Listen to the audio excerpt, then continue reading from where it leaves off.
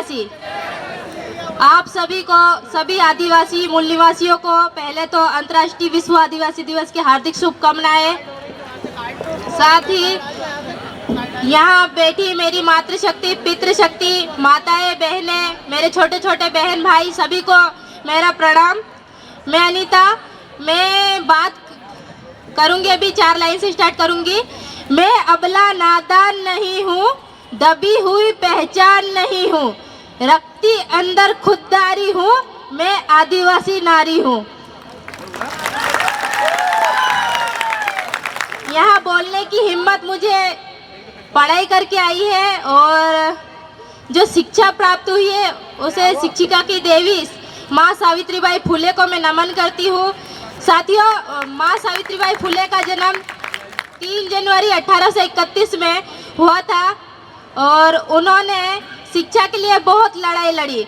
जब वो पढ़ाने जाती थी तो उनके ऊपर गोबर कीचड़ वगैरह उछाला जाता था, लेकिन वो डरती नहीं थी क्योंकि वो महिलाओं को आगे बढ़ाना चाहती थी, महिलाओं को पढ़ाना चाहती थी, इसलिए वो हक की लड़ाई लड़ रही थी।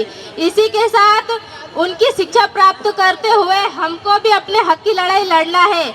आज हमको विस्थापन के नाम पर अपने ही जमीन से बेदखल किया जा रहा है। हम तो आदिवासी शेर है ना, और शेर कहाँ रहता है? हम शेर को ही जंगल से निकाला जा रहा है तो कौन रहेगा फिर? इसलिए शेर की ताकत बताओ और वापस अपने जल जंगल जमीन को बचाओ। हम सब एक साथ रहेंगे तो इसको बचा सकेंगे। जंगल को बचाना है तो हमको शिक्षित होना पड़ेगा, पहले संविधान को भी पढ़ना पड़ेगा। संविधान ने हमको हक दिया कि है रहने का, खाने का, घूमने का, फिरने का, पढ़ाई करने का। इसलिए हम सब एकत्रित होकर, इकट्ठा होकर, संगठित होकर जब संविधान पढ़ेंगे तो हक की लड़ाई लड़ेंगे। राजनेता बनेंगे, अधिकारी बनेंगे, एसडीएम बनेंगे, सब कुछ हम बन सकते हैं, लेकिन उसके लिए हमको पढ़ाई करनी पड़ेगी।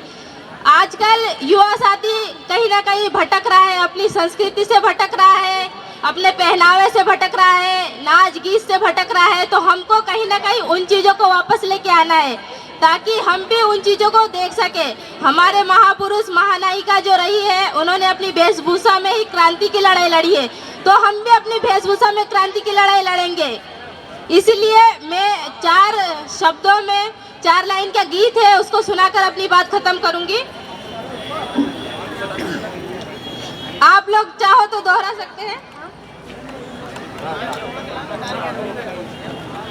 आप सभी को भी दोहराना है। जंगल का गीत है और जंगल में शेर रहता है, तो यहाँ बैठे